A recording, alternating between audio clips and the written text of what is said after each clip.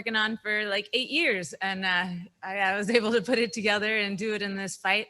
It was it felt pretty different not having a crowd there. It felt a lot more like just another day at the gym. And I think that, I mean, I love the crowd, but I think that I was able to slow things down a little bit more, which was also kind of a downfall too. I think that was one of the mistakes that I made, was being able to switch from being like, okay, I'm on the outside, I'm doing this, and then being able to go in. I would have liked to been able to make that switch a little faster. Was there any extra emotion coming into this one? I saw your tweet yesterday, and I know there was a little disagreement after the weigh-in. Was that something that you like coming into a fight with? Can you talk about that a little bit? Honestly, I mean, she didn't make weight, and I got a percentage of her purse, and I get a little salty. I had some bad experiences with people not making weight. Out of 3 out of 4, something like that, of the last people I fought or been lined up to fight haven't made weight. So, I mean, it's just disrespectful no matter how you look at it. I mean, I know there's a lot of different situations going on. We're in a pandemic. I know she's from Oregon, where there's a lot of wildfires, and we were cool after the fight, but I would just like to be able to fight somebody who comes in like a professional and not have any of those extra emotions ever. Now that you've got your footing under you a little bit in Bellator, you've had a few fights. With this win, I mean, what do you think's next for you? Are you even thinking about that yet? I want to fight someone higher up. I want to fight someone who's going to set me up to move up and to get a little bit more out of the whole experience. I'm really excited to watch this fight and to see how Cat Zingano does. And, it'd be an honor to get to fight her, to get to fight Julia Budd. I know I need to get another win before I can really throw my name into the hat for the title shot. But of course, that is the ultimate goal. One other thing, I want to ask you about your shirt. Can you talk about that a little bit and maybe what that means to you? Yeah, totally. Today is 9/11. It's a very traumatic day in American history. And I think that we all still do owe a debt of gratitude to all the public servants who came in and helped everybody, and a lot of sorrow still for the people whose lives were lost and for the people who were deeply affected by that. And I feel like we owe everybody who sacrificed themselves to save other Americans to create the best America that we possibly can, that is willing to serve and protect all of its citizens. And Black Lives Matter. And with police brutality, excessive use of force, and man, the deaths that have just plagued it's really, really disturbing, and it's not something that I want to be part of.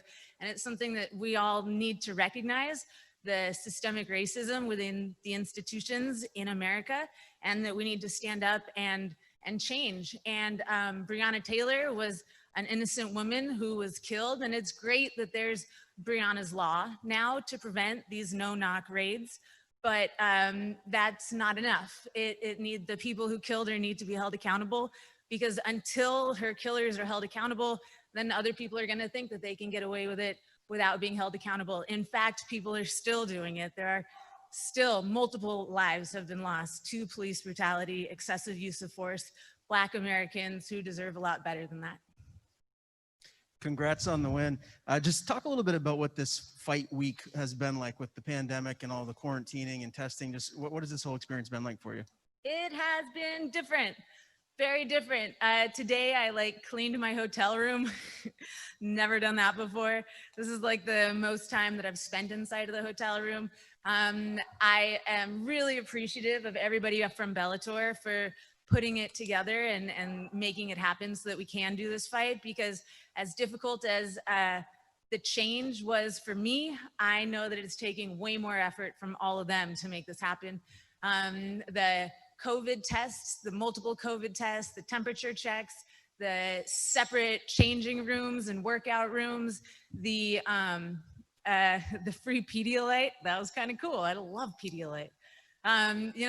Things were really different, and I'm glad that I had a team to support me and to help me make it feel like it was just another day in the office. In the third round, she got your back there pretty early on. Were you ever in any significant trouble? And how much of a benefit was it to hear Gilbert throughout the whole fight, pretty much? Oh, yeah, it was super nice. My corners were awesome. Gilbert Melendez, Jake Shields, Shinju. Au clair, having them there to tell me what's going on from that outside perspective, and then to be able to hear, that is a big deal. It was nice to be able to hear. You know, I 21 fights in, and I still sort of get into tunnel vision, and so sometimes I I was trying to back everyone up into my corner, and you know, it's a big circle. Sometimes that's a little. It was a little bit more difficult than I thought it would be given the situation. I thought that was going to be a little bit easier, but yeah, it was nice to be able to hear everybody. And I mean, I love the energy of the crowd, and that's like a wonderful part of the whole thing. But there were pluses to not having the crowd there as well. Congratulations on the win. I'm curious to know, was this the fight go exactly how you, Gilbert, Shields, and Shinju all planned out, or did this fight was there the strategy of maybe trying to finish her in the first round, second round, whatever it is, did not go as planned? Can you just talk about what the strategy was overall? Yeah, it went 80% the way that we wanted it to. The 20% that wasn't right was letting her get that takedown and letting her get that position in the second round. But you know, I train with the best, and so no, I wasn't in danger inside of there. There's never an arm under. I would have liked to finish her when I had my arm around her neck multiple times, but you know, I didn't make that happen. But luckily, I'm gonna have another chance to go back to train and come back and do it again. And I also saw you posted after the weigh-in your Twitter poll about whether if your opponent extends a hand and say sorry for not missing weight, what you should do. I'm just curious to know, what did you do after she did not miss weight? I'm assuming that's what happened. She tried to extend her hand, and what did you do in that case? Well, I made the poll very black and white, and nothing is ever actually as black and white as it is. She came over and she said, I didn't mean any disrespect by losing weight. And I was like, what are you talking about? That's the most it's disrespectful. I don't care how you look at it. And she kept saying, I didn't mean any disrespect, and putting her hand out after I thought it was pretty clear that I wasn't in any kind of a mood. And then that's when the FU came out. I mean, somebody on Twitter said it. They're like, it's kind of like if you go home and your significant other is in bed with somebody else and they jump out of bed and they're like, I didn't mean to cheat on you. It's like, come on, really? You know, I mean, after the fight, we shook hands and it's all good. But at the time, no, it's literally the one way that you can show respect to your opponent, to the entire sport, and to the promotion that brought you out there. So yeah, I was a little salty. Mark? Yeah. Congratulations, Leslie. My question is, you know, a lot of on the broadcast, a lot of it was talking about how you've never had a professional submission finish, and you're very, very close to getting Amanda submitted. Tell me a little bit about that. Kind of expand on it, and is that something that you and Jake are working on? Yeah, that's totally the goal. I definitely want to get some submission wins down and in. But I'll tell you something. I train at the Cesar Gracie Jiu-Jitsu, and I have been surrounded by so many people who are so freaking good at jiu-jitsu. And, you know, Jake Shields, Gilbert Melendez, they are Cesar Gracie black belts, and they are amazing. I mean, obviously, everyone here knows how great Jake's submission game is, how great Gilbert is on the ground. I'm around people who are really, really, really good.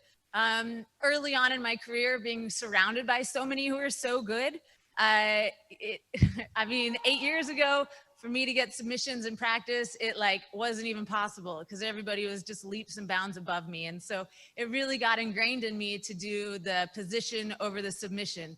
And so that's something that's very deep inside of me, is to look for that and to hold that. And so, yeah, as my game progresses, then yeah, I do want to get some more submissions, but for tonight, I'm very happy with my performance. And I mean, maybe they were just being nice, but my coaches said they were happy with it too. And so that's going to be enough enthusiasm and momentum for me to take it home and work on it inside of the gym.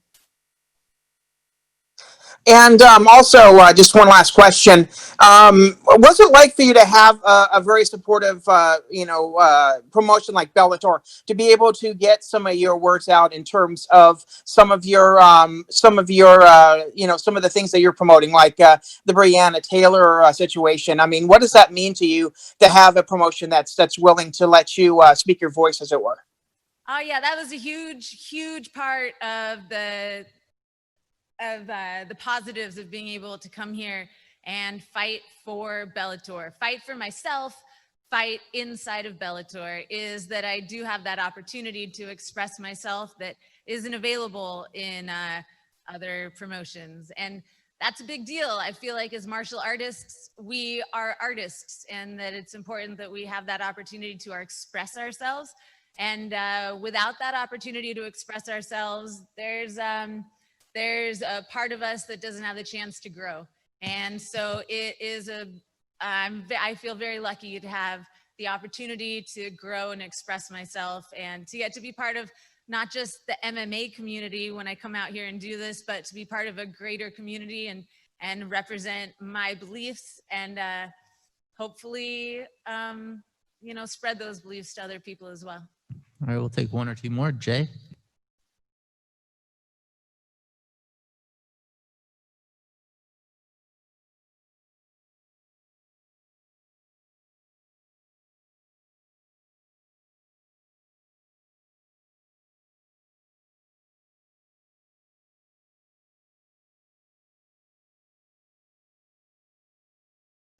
Yeah, well, starting from the beginning, it was very important to put on a very impressive performance, because last time that I was on a show where there were two featherweight fights, the winners of those two featherweight fights got to fight each other.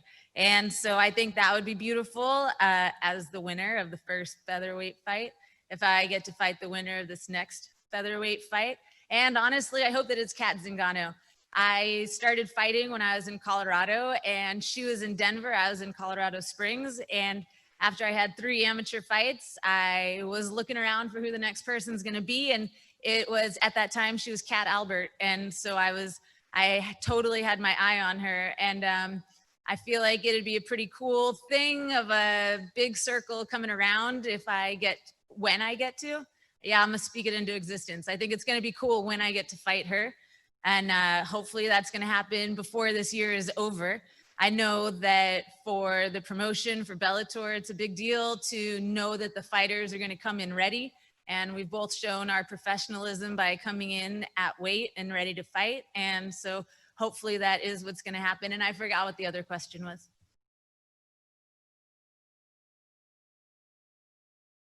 Oh, yeah, totally. I'll tell you guys a little secret. I was about 148 pounds coming into this fight, maybe 149. And so I'm really ready to go wherever I need to be, wherever the opportunities are.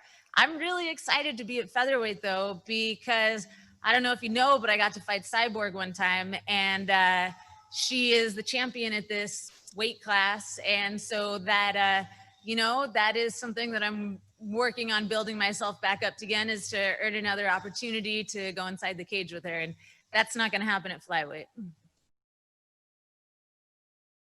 Thank you. All right, last question, Sean. Leslie, congratulations on the performance and the victory. Appreciate you coming out there and putting on the show, during these times. You face some of the toughest women in both 145, 135 pound.